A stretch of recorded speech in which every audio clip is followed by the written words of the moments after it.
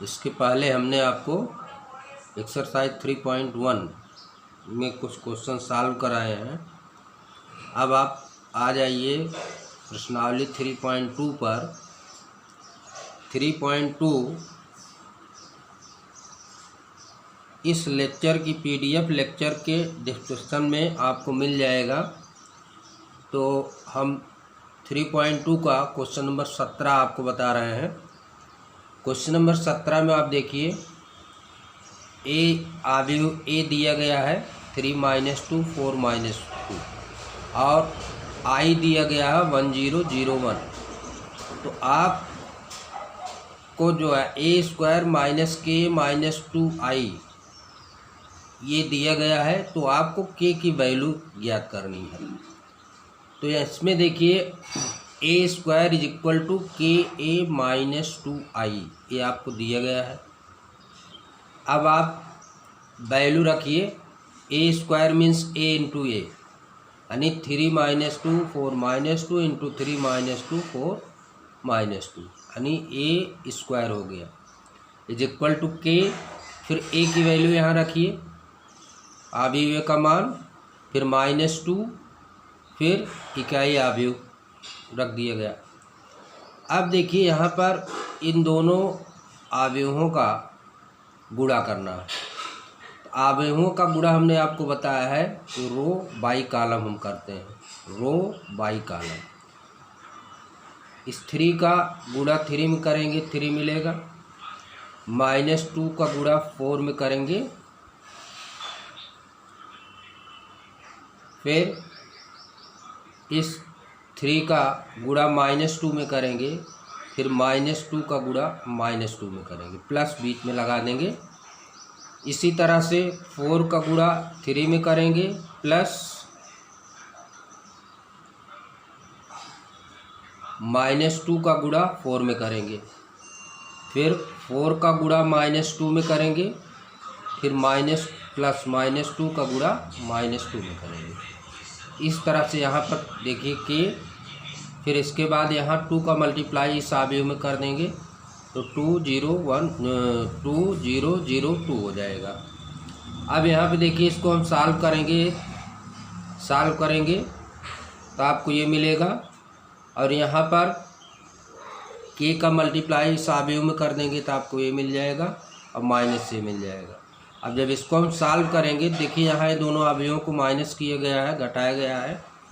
घटाने के लिए आपको हमने बताया संगत अवयव से ही घटेगा या जुड़ेगा।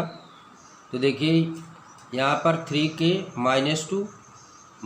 2k में 0 घटा देंगे वही आएगा, फिर 4k में 0 घटाएंगे 4k आएगा, -2k -2 आ जाएगा, 2 घटा देंगे तो इस तरह से अब दो अवयव देखिए इक्वल हो गए, दोनों अवयव इक्वल हो गए। जब दो अवयव समान होते हैं तो उनके संगत अवयव बराबर होते हैं।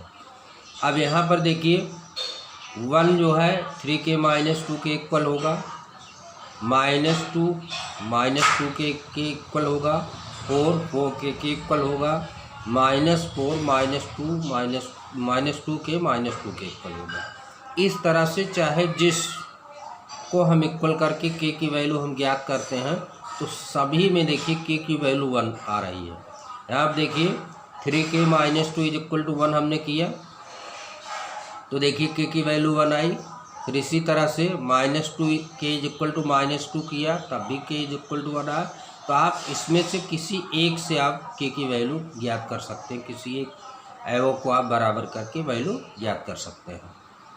अब आप आ जाइए क्वेश्चन नंबर 18 पर।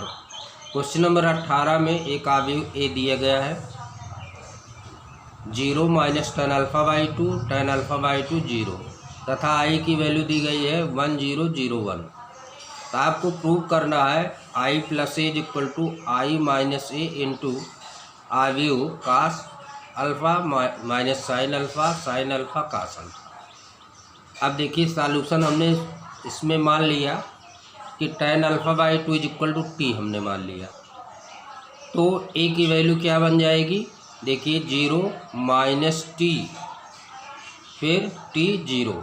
तो अवयव की वैल्यू ये बन जाएगी जब हम tan α/2 = t मान लेंगे। तो ए की वैल्यू आपकी ये मिल गई, आबीव का मान ये मिल गया। अब देखिए फार्मूला आपका होता है cos alpha is equal to 1 minus tan square alpha by 2 upon 1 plus tan square alpha by 2। अब इसमें हम tan अल्फ़ा बाई 2 की वैल्यू रखेंगे तो हमको मिलेगा 1 minus t square upon 1 plus t square.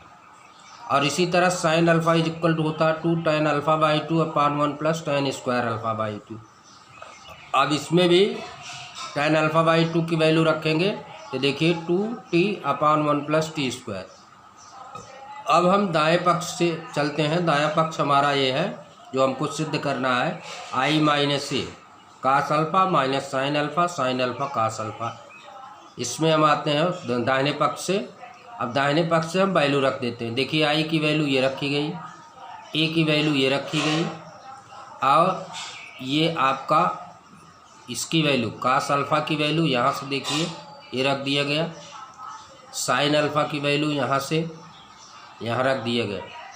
इस तरह से वैल्यू हम रख देंगे।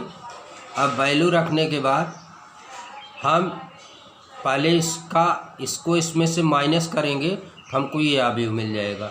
1 में से 0 माइनस करेंगे तो 1 मिलेगा, 0 में से t माइनस करेंगे तो प्लस टी मिल जाएगा, 0 में से t माइनस करेंगे तो माइनस टी मिल जाएगा, 1 में से 0 माइनस करेंगे तो 1 मिल जाएगा।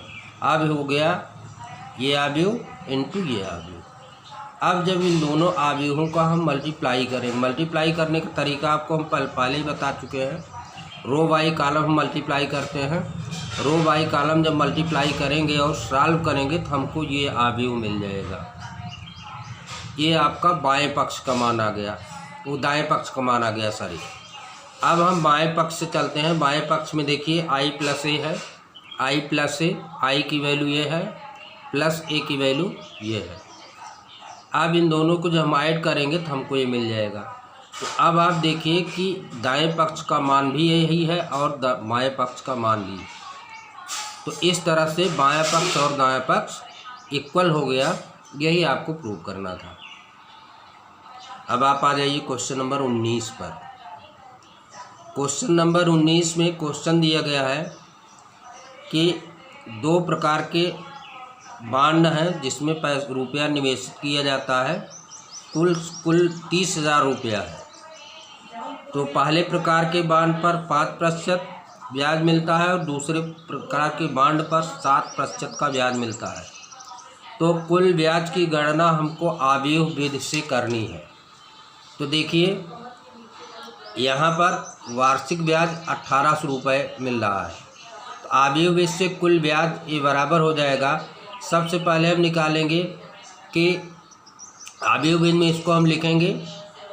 हम मान लेंगे एक ब्रांड पर निवेशित किया गया धन x, तो दूसरे ब्रांड पर निवेशित किया गया धन 30,000 माइनस x होगा। एक धन आपका x हो गया, दूसरा धन हो गया आपका 30,000 माइनस x।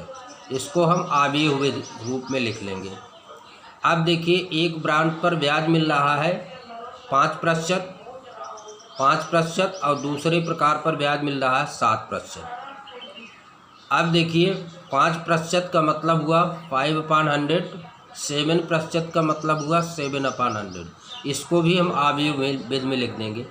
और यही कुल ब्याज है जिसकी वैल्यू हमको क्वेश्चन में दी गई है 1800 रुपये। अब जब हम इसका मल्टीप्लाई करेंगे तो x into 5/100 plus 30,000 minus x into 7/100 is equal to 1800। अब इसको जब हम सॉल्व करेंगे तो x की वैल्यू आ जाएगी 1500 रुपये।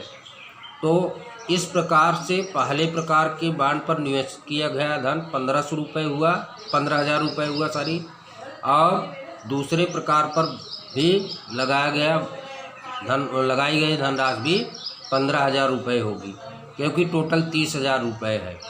तो एक बॉन्ड पर जब 15,000 रुपये लगा तो दूसरे बॉन्ड पर भी 15,000 रुपये लगेगा।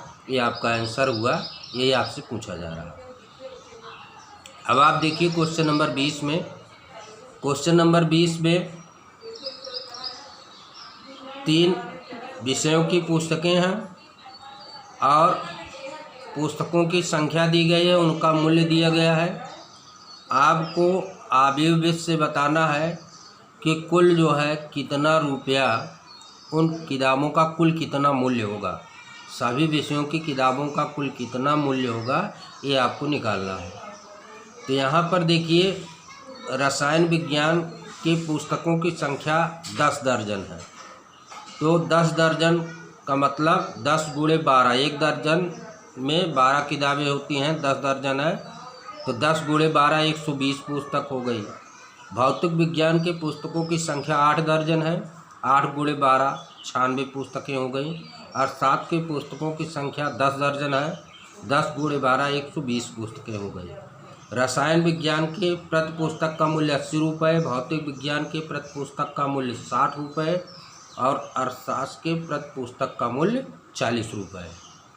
तो इस प्रकार तीनों प्रकार के पुस्तकों को बेचने पर प्राप्त कुल धनराशि, तो देखिए हम पहले जो है पुस्तकों की संख्या आव्यूह के रूप में लिखेंगे 120 96 120, और दूसरे आव्यूह में हम उनके मूल्यों को लिखेंगे, प्रति पुस्तक मूल्य। अब देखिए यहाँ रो बाई कॉलम हम गुणा करेंगे 120 गुणे 80 प्लस 96 गुणे 60 प्लस 120 गुणे 40, तो ये आपको मिल जाएगा 9600 5760 4800। टोटल हम ऐड करेंगे तो हमको मिल जाएगा 20,160 रुपया। यही आपका आंसर हो जाएगा। इस तरह से इसमें जो भी और भी क्वेश्चन है आप खुद सॉल्व करिएगा। अब आप आ जाइए प्रश्नावली 3.3 पर। 3.3 में सबसे पहले आप ये जान लीजिए परिवर्त आव्यूह क्या होता है। तो परिवर्त आव्यूह का मतलब होता है कि जब हम किसी आव्यूह के पंक्ति को स्तंभ में और स्तंभ को पंक्ति में जब हम परिवर्तित कर देते हैं तो हमको उस आव्यूह का परिवर्त आव्यूह प्राप्त हो जाता है। तो यहाँ पर देखिए एक आव्यूह दिया है प्रश्नावली 3.3 में, पहले का पहला पार्ट ये आव्यूह दिया है 5 1/2 -1। इसका परिवर्त आव्यूह हो जाएगा इस स्तंभ को इस पंक्ति को हम स्तंभ में या स्तंभ को हम पंक्ति में चेंज कर देंगे। तो देखिए स्तंभ में ये इसको हमने देखिए पंक्ति में कर दिया 5 1/2 -1। इसी तरह से अब दूसरे वाले क्वेश्चन में आप देखिए ए की वैल्यू एक आव्यूह ए दिया गया है, दूसरा आव्यूह बी दिया गया है। आपको सत्यापित करना है a plus b whole dash is equal to a dash plus b dash. तो यहाँ पर देखिए परिवर्त आव्यूह को हम डैश से दिखाते हैं। जैसे ए का परिवर्त आव्यूह ए डैश होता है, इस ए को के परिवर्त आव्यूह को हम ए डैश से निरूपित करते हैं। तो यहाँ पर देखिए ए प्लस बी का whole dash is equal to a dash plus b dash आपको सत्यापित करना है। तो यहाँ पर देखिए सबसे पहले हम ए प्लस बी की वैल्यू फाइंड करते हैं। ए की वैल्यू ये है, बी की वैल्यू ये है, दोनों को हम ऐड करेंगे, संगत अवयव से ऐड हो जाएंगे। तो -4 -1 -4 -5 2 + 1 3 3 - 5 -2 5 + 1 6 7 + 2 9 9 + 7 + 2 9 और 9 + 0, यहाँ 0 है, 9 + 0 9, फिर -2 + 1 -1 1 + 3 4, फिर 1 + 1 2। तो ये आपको मिल गया ए प्लस बी। अब ए प्लस बी का डैश का मतलब इसका परिवर्त आव्यूह, इसका परिवर्त आव्यूह का मतलब पंक्ति को स्तंभ में देखिए -5 3 -2, देखिए इस पहली पंक्ति को हम स्तंभ में लिख दिए -5 3 -2। फिर देखिए दूसरी पंक्ति 699 दूसरी पंक्ति को देखिए हमने स्तंभ में लिख दिया 699। फिर तीसरी पंक्ति को देखिए हमने स्तंभ में लिख दिया -142 तो देखिए -142। अब ये मिल गया ए प्लस बी होल डैश, यानी ए प्लस बी का परिवर्त अवयव मिल गया ये। अब हम निकालेंगे ए डैश। ए डैश का मतलब अवयव ए का परिवर्त अवयव। अब इसमें भी वही करेंगे। देखिए पंक्ति को हम स्तंभ में कर दिए, -1 2 3 को देखिए स्तंभ में कर दिए, इस पंक्ति को देखिए स्तंभ में कर दिया, इस पंक्ति को देखिए स्तंभ में कर दिए।